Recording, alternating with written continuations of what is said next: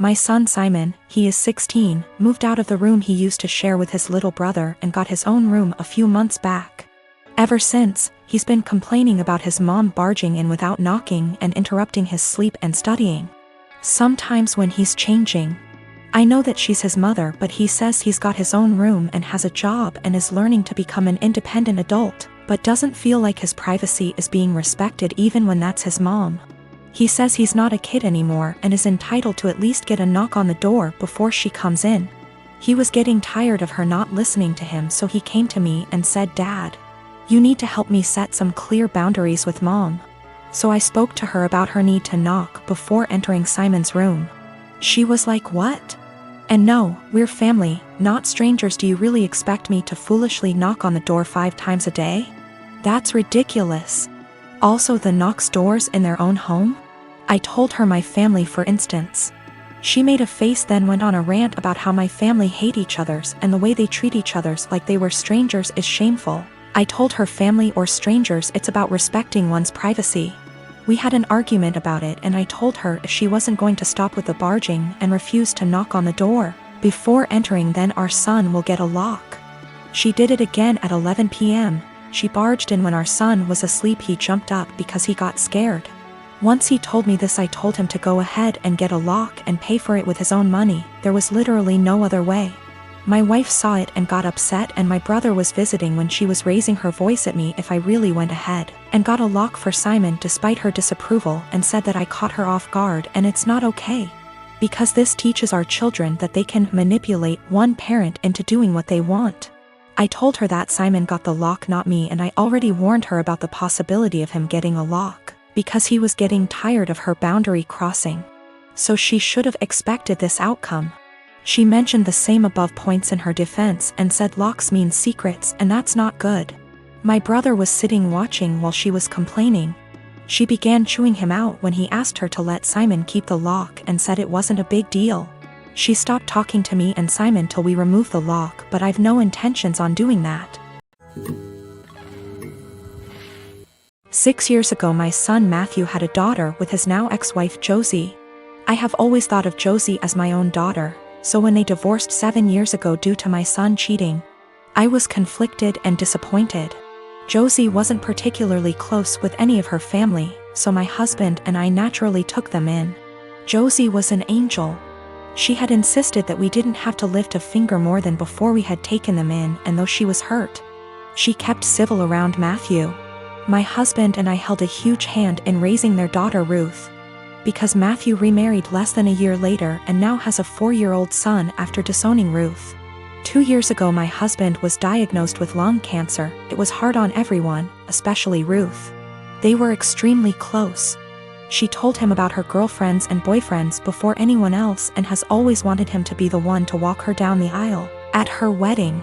Matt rarely ever visited and didn't answer our calls, often saying that we had other kids, so it wasn't like my husband was dying lonely. Last night Matt stopped by to talk about inheritance.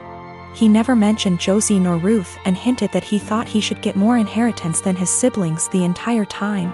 My husband and I shared awkward looks until he decided to cut in. He explained that everyone would get a piece, but he'd focus more on Ruth and Bonnie, one of our other grandkids.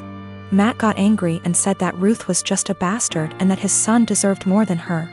My husband got furious after that and left the room, saying that he wouldn't include Matthew at all. Matt yelled back and turned to me saying that Ruth wasn't worth it because she'd just grow up to be a whore like her mother. I told him that I'd rather have her mother as my daughter than him as my son and insisted that he leave. I'm getting phone calls from Matt's wife and family friends saying that my husband and I overreacted, and he was just angry that we were playing favorites. To clear some things up, Josie did not cheat on Matthew. Josie and Matthew met later in college and Josie was known as a party girl. Before that, Ruth isn't the product of an affair, but we are planning on getting a DNA test because what Matthew said has gotten under Ruth's skin. She was at the house when this occurred and overheard it. When it came to taking in Josie and Ruth, we didn't hesitate because Josie is not from here. She and Matt lived in another country until he moved them here a few months before he got caught cheating, and they had nowhere else to go as Josie was a stay-at-home mom. I had no intentions of choosing Josie over Matt then and now, and I never discouraged Matt from visiting. I tried to make it very clear that we weren't picking and choosing when we took Josie in. We just wanted her and our granddaughter to be safe and have a good home. My best friend is a really great gift giver.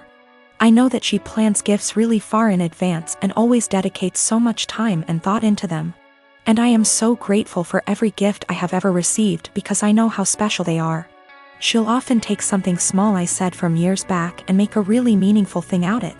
And I know she enjoys gift giving, and it is clearly one of primary ways she communicates her love for me and others. I just can't keep up. I've never been a really good gift giver.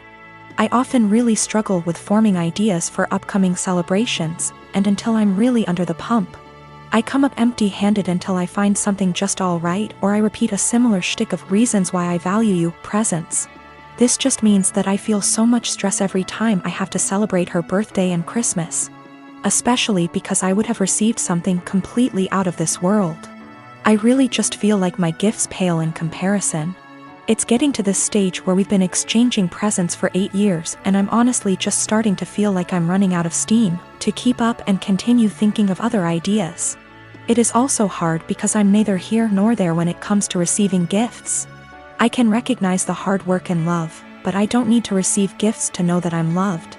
And so I worry that I don't reciprocate my love well enough because my presents never feel at her level. I want to express to her my gratitude for her gifts, but ask that we just stick to one a year, on birthdays. Because Christmas and the occasional Valentine's Day is too much for me. I have been able to move away from gift giving with other friends by just casually mentioning it or just mutually ceasing present exchanges, and we now opt for spending time with each other, something I love. I just don't know if this would be really insensitive or soul-crushing because it's not about her or how good of a friend she is, but really about my insecurity and my differing ways of communicating love. I've had this crush on my coworker for a few months now, and it's really not good. We only see each other in passing, and he's only talked to me once about something work-related. Even though we don't talk, we do look at each other sometimes, so we notice each other's existence. He's very outgoing and friendly with other people on my team. He's also very attractive. I enjoy being around him, but I'm way too nervous to talk to him. Honestly, I basically just admire him from afar. I'm not interested in a relationship with anyone right now, partially because I need therapy to heal from past relationships first. So I'm definitely not trying to be together with him. I just like him. This wouldn't be so bad, except it's become unhealthy for me. Whenever he's around, I get so overwhelmed that it's difficult to concentrate on my work. Sometimes I have to walk away and take deep breaths to calm down. I just get so nervous and preoccupied with my thoughts. I realize this sounds ridiculous, it is. I also can't stop thinking about him. It seems like I spend the entire day looking forward to seeing him, then once he's gone I feel empty and sad. I recognize this is really unhealthy and potentially creepy. I work with some good friends and I genuinely enjoy their company. I also like my job a lot, so it's not that work is boring without him. I'm actually a very talkative and happy person with everyone else. I really want to get over these feelings because they're useless and only hurting me. To be honest, this isn't the first coworker I've felt this way about. At my last job, I also had a crush on my manager and it was on the same unhealthy level. So I feel like becoming fixated on people is a reoccurring problem, and I really would like to know how I can change this pattern.